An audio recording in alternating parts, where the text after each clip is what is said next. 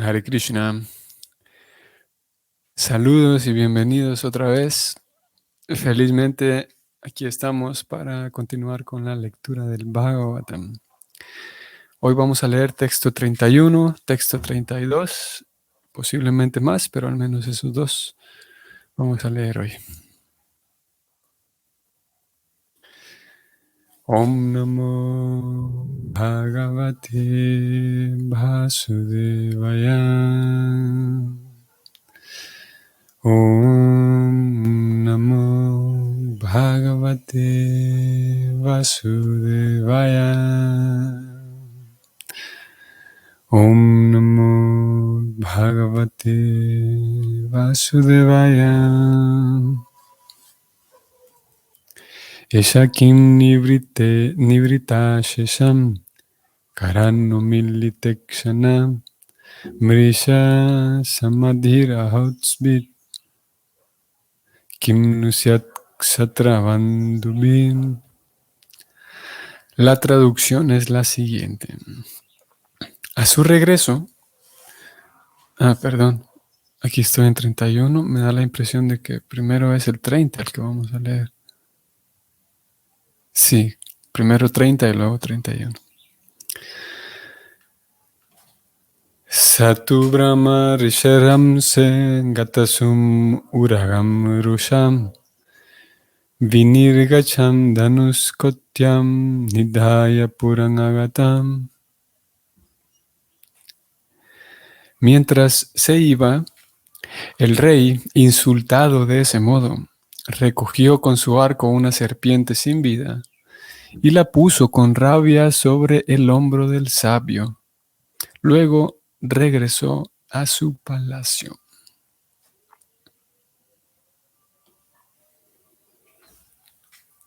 El significado es el siguiente. De esa manera, el rey trató al sabio según la ley del ojo por ojo y diente por diente.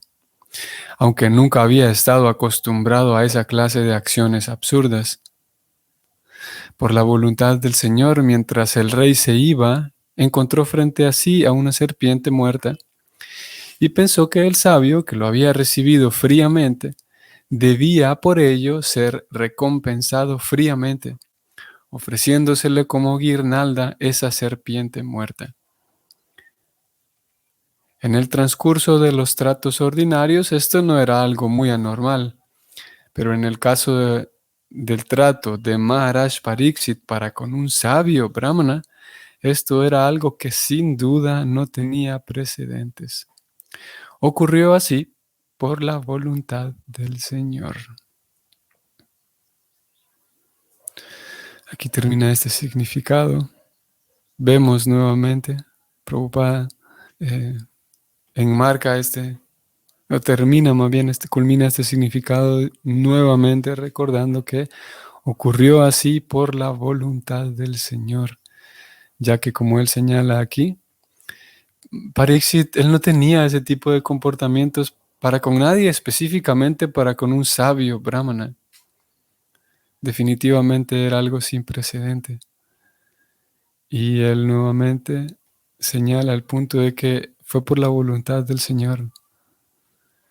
Y entonces sucedió que es como una forma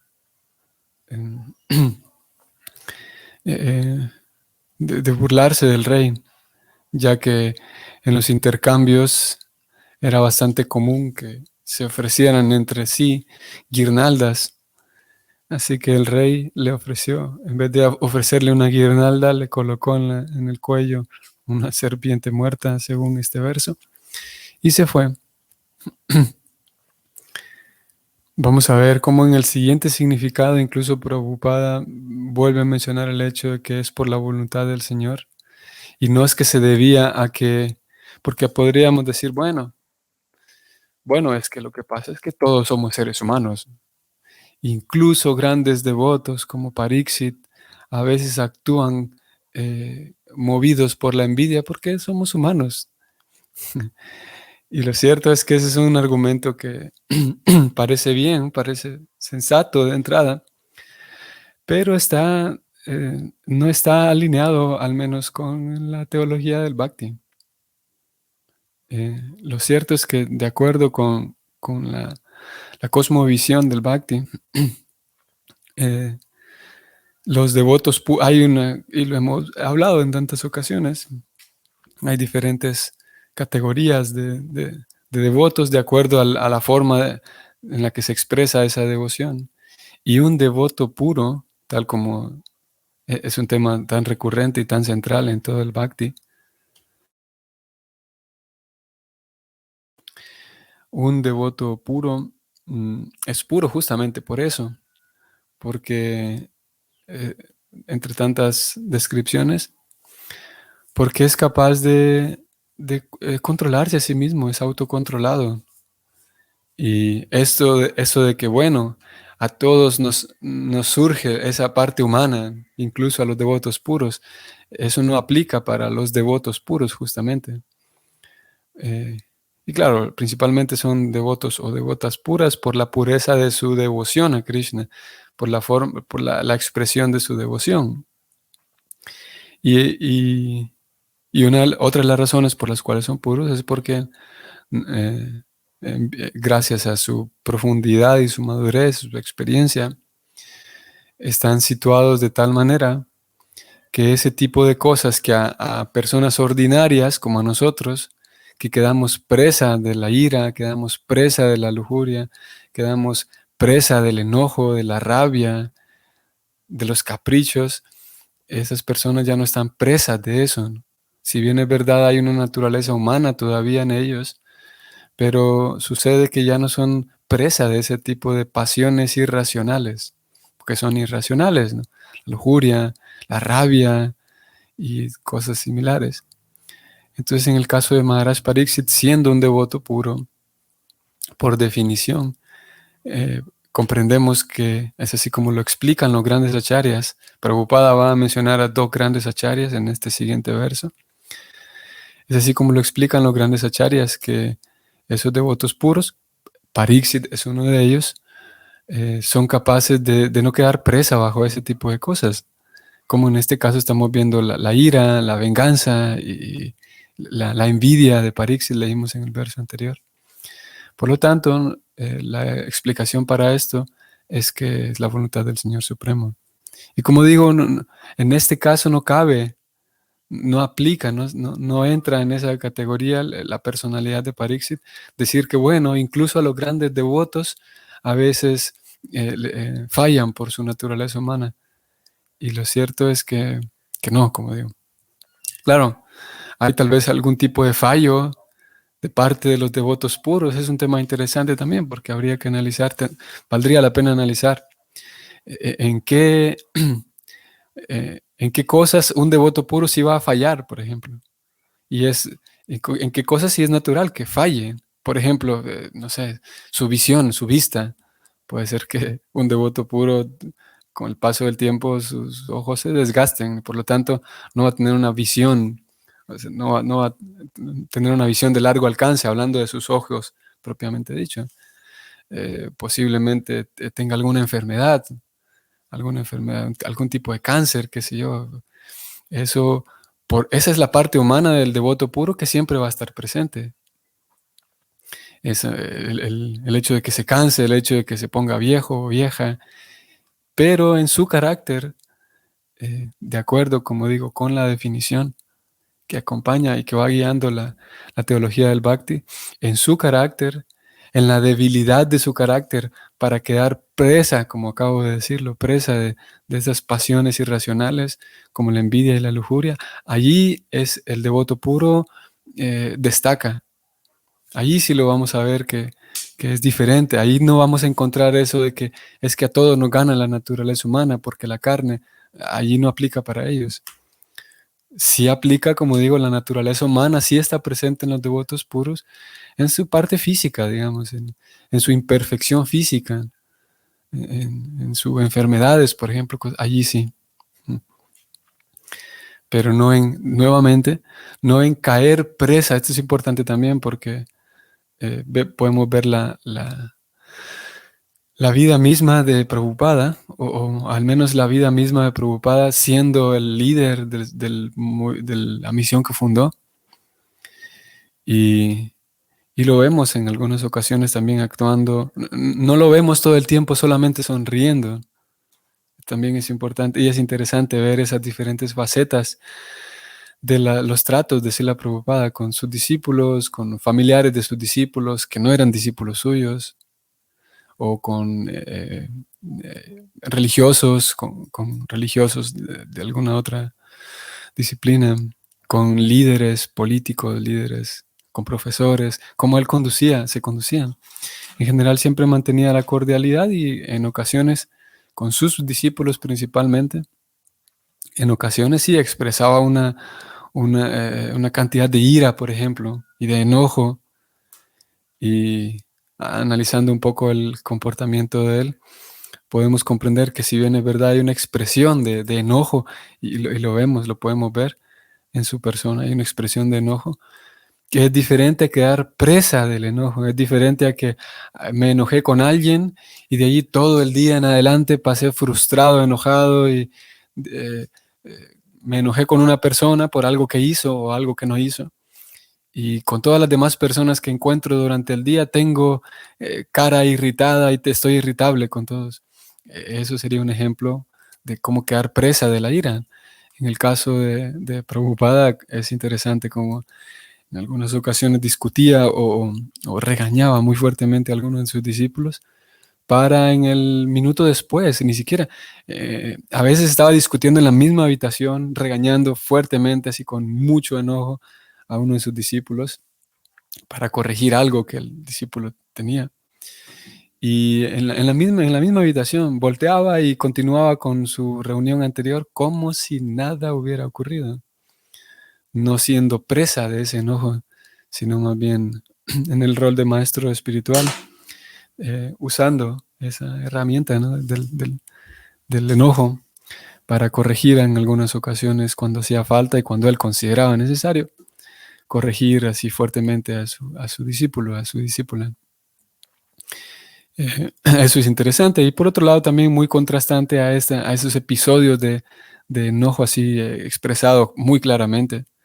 Incluso algunos discípulos suyos, especialmente aquellos que estaban con él mucho tiempo, con mucha frecuencia, algún secretario tal vez, ellos escriben que realmente era muy incómodo y muy desagradable estar en la misma habitación cuando Srila Prabhupada regañaba a alguien, cuando reprendía a alguien, incluso aunque no fuera con uno mismo.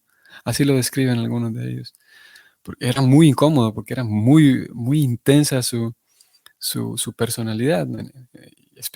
Y también en estos momentos así de enojo, digamos.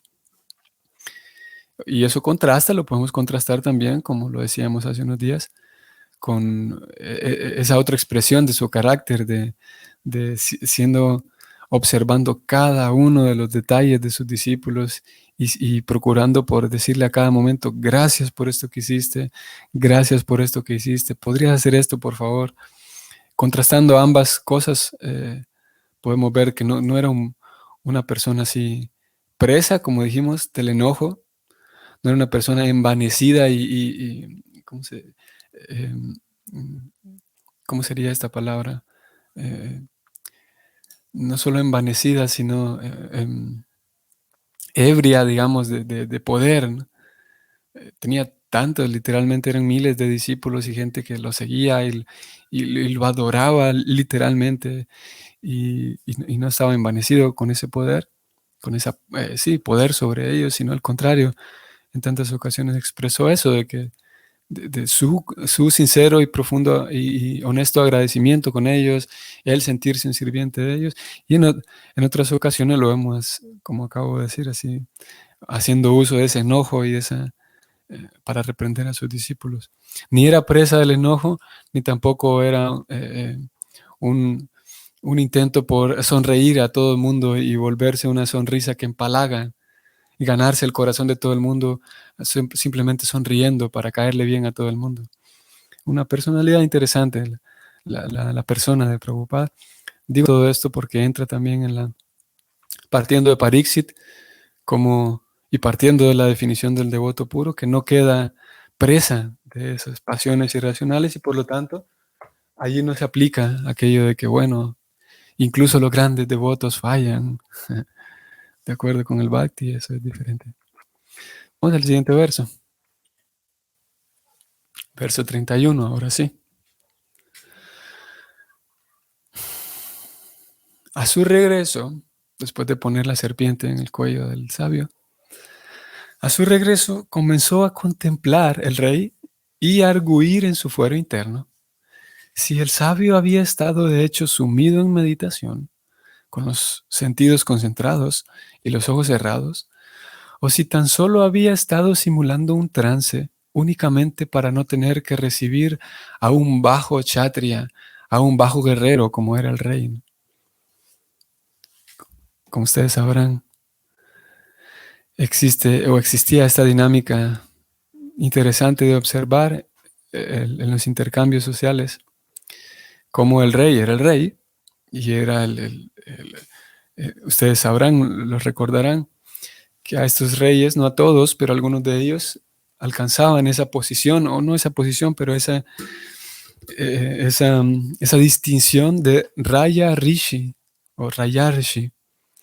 Y Raya Rishi significaba que la gente lo quería tanto, ejecutaba tan bien sus roles como rey, que se le consideraba un representante de Dios. Raya Rishi. O un rey santo. Entonces, era tan respetada la posición del rey, pero aún así los reyes sabían muy bien que a pesar de que todo el mundo nos respeta y que todo el mundo hace lo que decimos en un sentido, porque obviamente tampoco eran reyes así animales, así brutos, que sin cabeza, sin razón, sino se atenían, podemos decir que era una monarquía, como un tipo de monarquía constitucional. No es que tenían poder absoluto, no era una monarquía absoluta. Bueno, pero los reyes entonces eran conscientes de que a pesar de nosotros ser las personas más respetadas, hay un grupo de personas más importantes que nosotros, que son los sabios, que son aquellos dedicados a la educación, son aquellos dedicados al sacerdocio, son aquellas personas dedicadas a Dios por entero. Y esos eran los brahmanas, ¿no? Por eso en el verso anterior, vamos a volver un momento al verso anterior, es relevante el hecho de que se menciona tal cual que fue a un brahmana. Vamos a ver, bueno, en realidad es Prabhupada quien lo menciona en el significado. Él menciona que fue a un brahmana a quien el rey estaba tratando así, porque no es porque sí el hecho de que se mencione esto, sino es que se suponía que el sabio sabe, y el rey sabe, de hecho, no se supone, sino de hecho lo sabe, que él es un brahmana. Y los reyes se sabían que los brahmanas merecen mayor respeto todavía que el rey. Así que comenzó a pensar para sí mismo si de repente el sabio simplemente no había querido recibir a un bajo guerrero como lo era él en calidad de rey. Vamos al significado.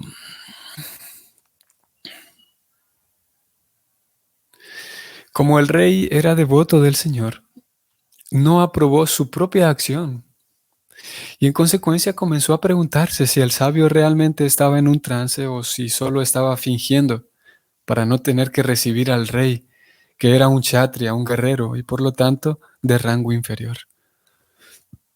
Una gran alma se arrepiente en cuanto hace algo equivocado.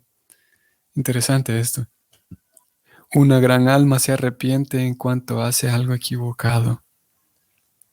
Y vean aquí Prabhupada cita a dos grandes autoridades en la línea discipular.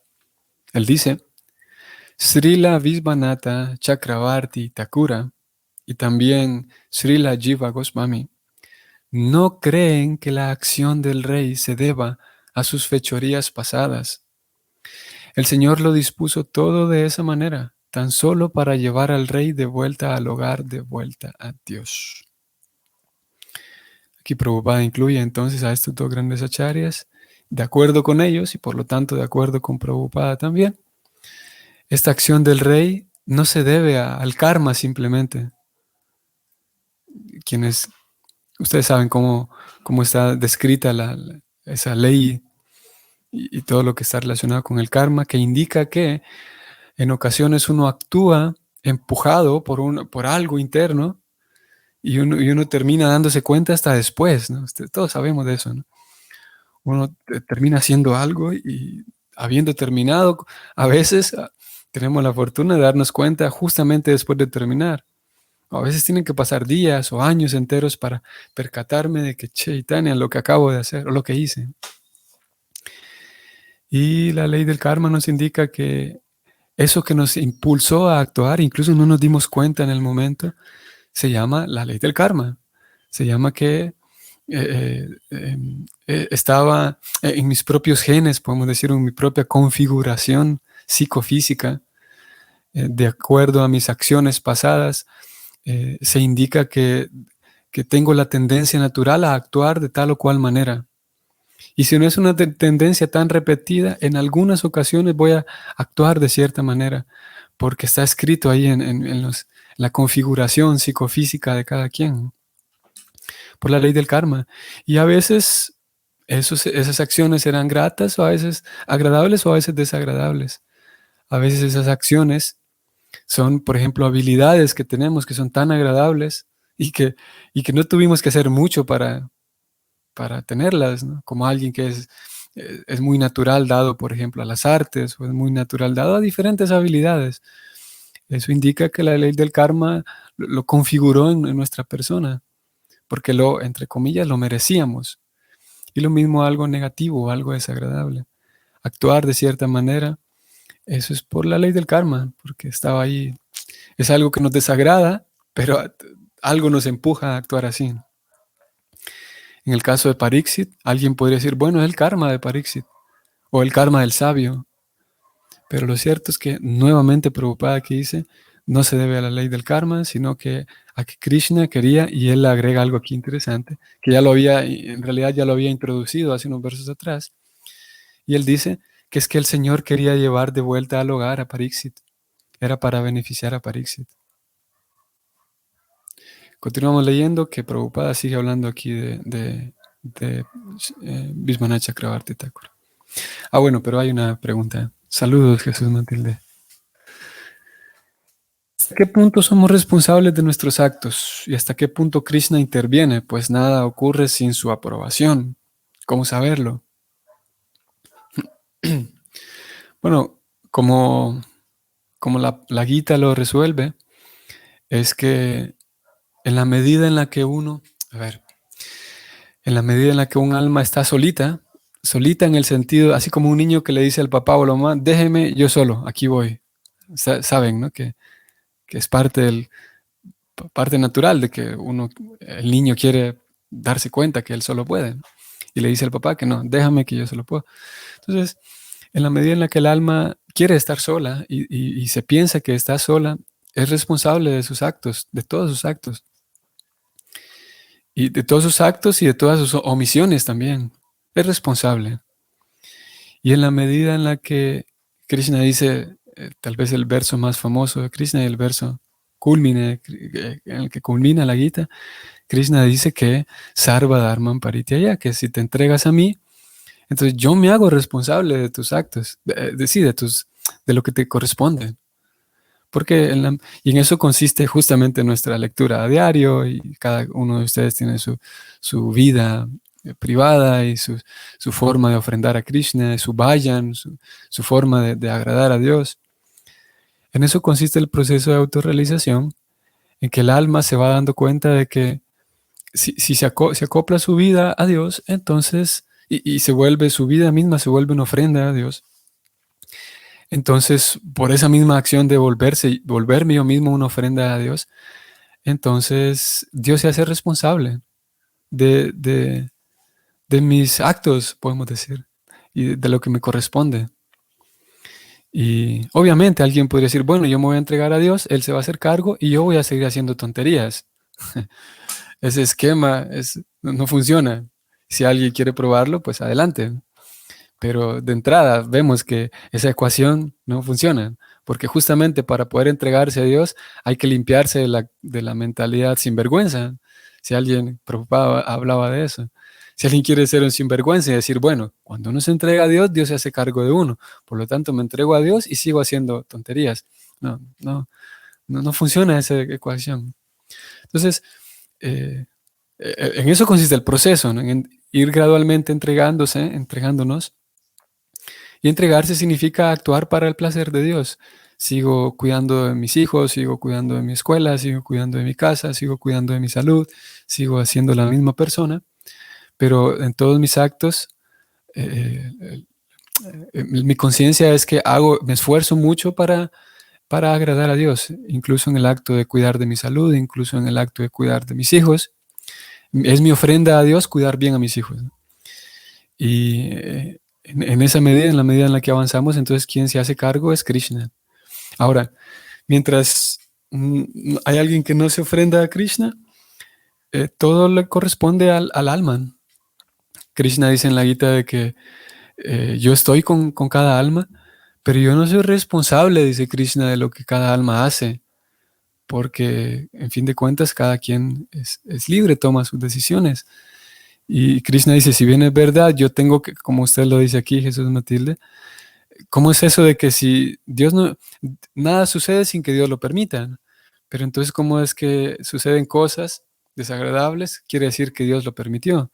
Y Krishna dice, si bien es verdad, eso es cierto, pero la verdad es que yo no soy responsable de las cosas malas que alguien hace, dice Krishna. Yo estoy allí en el corazón, sí, pero en fin de cuentas la responsabilidad de la persona, dice. Él se gana su felicidad y se gana su aflicción. Y sí, en eso consiste. Entonces, ¿cómo saberlo? ¿Cómo saberlo si somos responsables? Lo mejor sería que nosotros nos hagamos responsables, incluso a pesar de estar en el intento de entregarnos, o podemos nosotros hacernos responsables de nuestras acciones y ir cultivando, intentar seguir cultivando la entrega a Dios. Y ese es en el caso de que necesitemos respuestas de cómo actuar en tal o cual momento, para eso existe una función de Krishna muy agradable que se llama Paramatma, que la forma de la intuición también podemos decir. Y en algunas ocasiones tendremos que preguntarnos cómo proceder, qué hago aquí en este lugar, para dónde voy, Krishna, para aquí o para este otro lado, qué es lo que debo hacer. Y Krishna está en la forma de Paramatma y podemos, en un sentido, debemos refugiarnos en Paramatma y consultar con Paramatma a través de la intuición. Él nos va guiando también. Y de esa manera compartimos, podemos decir, podemos irle, en el paso del tiempo, podemos irle compartiendo esa responsabilidad a Krishna. Krishna, aquí no sé qué hacer y si tú me indicas, pues puedo ir por donde tú me indiques. Y en ese mismo acto de entregarme a Dios, porque no sé hacia dónde ir, me estoy entregando a Dios por un lado, y por lo tanto estoy más cerca de que la responsabilidad caiga en Él, digamos. También nos libera, Krishna dice, es liberador, nos libera porque sé que por donde estoy yendo es porque por donde Krishna me indica, por lo tanto Él sabe por qué razón me trae por aquí, Él sabe, y si sale mal, no es mi responsabilidad, en fin de cuentas forma parte del plan del Señor porque Él me trae por aquí. Un tema también interesante, ¿no? De momento es lo que se me ocurre, es lo que puedo decir. Pienso que muchos devotos que tengan entre mayor la experiencia del devoto, creo yo que obtendremos una respuesta más satisfactoria en cuanto a esta pregunta. ¿Cómo saber en qué momentos Krishna interviene o no? Bien, vamos a la última parte del significado. Prabhupada dice entonces lo siguiente. Según Srila Visvanatha Chakravarti, el plan se hizo por la voluntad del Señor y por la voluntad del Señor se dio la situación frustrante. El plan consistía en que el rey, a causa de su supuesta fechoría, pudiera ser maldecido por un niño brahmana sin experiencia, que estaba infectado por la influencia de Kali y en virtud de ello dejaría su dulce hogar para siempre. Su relación con Srila Shukadeva Goswami, el maestro espiritual de Pariksit como rey, permitiría la presentación del Srimad Bhagavatam, que se considera el libro encarnación del Señor. Este libro encarnación del Señor proporciona una gran y fascinante información acerca de los trascendentales pasatiempos del Señor. Pasatiempos tales como su Rasa Lila con las espirituales doncellas pastorcillas de Braya Bhumi. Ese pasatiempo específico del Señor tiene una importancia especial porque todo aquel que aprenda bien lo referente a ese pasatiempo específico del Señor, sin duda que será disuadido del deseo sexual mundano y colocado en la senda del sublime servicio devocional del Señor. La frustración mundana del devoto puro tiene por objeto elevar al devoto a una posición trascendental superior. Al poner a Arjuna y a los Pándavas en una situación frustrante causada por la intriga de sus primos hermanos, el Señor creó el preludio de la batalla de Kurukshetra. Ello tenía por objeto hacer que se encarnara la representación sonora del Señor, la Bhagavad Gita. Así que al poner al rey Pariksit en una situación difícil, se creó la encarnación del Srimad Bhagavatam por la voluntad del Señor. Que el rey se sintiera afligido por el hambre y la sed era solo una representación teatral, porque él había soportado mucho más, incluso en el vientre de su madre. Él nunca se perturbó por el calor radiante del Brahmastra lanzado por Asvatama. La afligida condición del rey era ciertamente algo inaudito. Los devotos tales como Maharaj Pariksit son lo suficientemente poderosos como para tolerar ese tipo de aflicciones por la voluntad del Señor, y nunca se perturbarán. Así pues, en este caso, toda la situación había sido planeada por el Señor. Fin del significado. Y vean, Prabhupada una vez más cierra el significado, así como lo hizo en el verso anterior, nuevamente diciendo, la última línea, así pues, en este caso, toda la situación había sido planeada por el Señor. Fin. Un tema interesante también lo que Prabhupada agrega en este segundo parágrafo, porque pudiéramos decir, bueno, yo miren lo que acabo de hacer algo desordenado, que yo sé que está desordenado, pero fue el plan del Señor. ¿Qué puedo hacer? Porque Krishna actúa así, ¿no? Krishna a veces hace cosas desagradables por su voluntad, y lo que acabo de hacer es que Krishna a través de mí hizo esto. Si alguien habla así, de acuerdo con la enseñanza de Prabhupada, si alguien habla así, es un sinvergüenza. Si la Prabhupada en varias ocasiones describió, por un lado con sus palabras y por otro lado con su ejemplo, que, como dijimos hace rato, no se puede ser un sinvergüenza y al mismo tiempo ser un devoto de Dios, una devota de Dios. Y en aquellas ocasiones en donde, como lo vamos a ver un poquito más adelante también en esta misma historia, en aquellas ocasiones en donde hay una irregularidad en el comportamiento de un devoto, el devoto, en realidad su vida misma consiste en la autorrealización, en tratar de tener un comportamiento ejemplar. Y si en algún momento tiene ¿cómo sería? Sinvergüenzura de refugiarse en la filosofía para decir que lo que acabo de hacer está mal, pero es que a veces Krishna actúa así a través de un devoto. Si actúa de esa manera, si se refugia en la filosofía para eso, Prabhupada en algunas ocasiones se refirió a eso como un acto de sinvergüenza, porque el devoto mismo se hace cargo de sus errores. El devoto mismo se hace cargo y sabe muy bien que el proceso consiste en limpiar su persona también.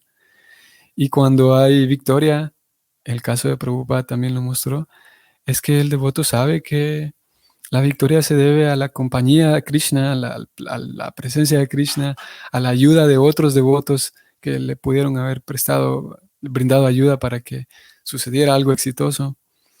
Así que no se vale, esto también es importante tenerlo en cuenta. Es casi, es aparentemente lógico, pero vale la pena decirlo. No se vale esto de que es que, bueno, Krishna actúa a través de mí en esto desagradable que hice. No es para eso que está esta historia que estamos leyendo. Este relato no es para que, no es ese uso práctico el que tiene, que busca tener, sino más bien para que apreciemos por un lado, las formas a veces inconcebibles o inimaginables de actuar de parte de Krishna. Son imaginables porque posiblemente nunca se nos hubieran ocurrido hasta el momento en el que estemos leyendo un relato como este. Y por otro lado, para apreciar cómo es el comportamiento de un devoto puro. Y repito, con esto cerramos. No es para que nosotros nos refugiemos en ello, y si en algún momento apreciamos ese comportamiento en alguien, ahí podemos ver que hay una bandera casi roja, naranja, así tirando ya a rojo. Alguien que actúa mal y diciendo que bueno, que es porque Krishna está actuando a través de mí. Opa. Ok, entonces aquí vamos a terminar. Así que tengan un bonito sábado y nos vemos el día de mañana. Hare Krishna. Saludos a todos.